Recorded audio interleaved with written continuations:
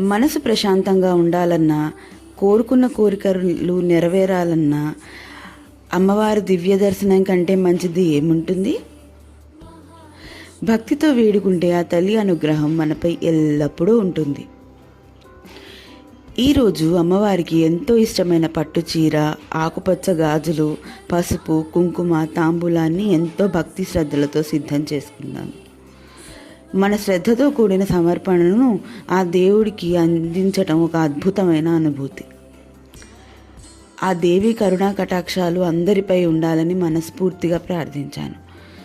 పూజారి గారి ఆశీర్వాదం పొంది అమ్మవారి ప్రసాదాన్ని స్వీకరించడంతో మనసంతా ఆనందంతో నిండిపోయింది.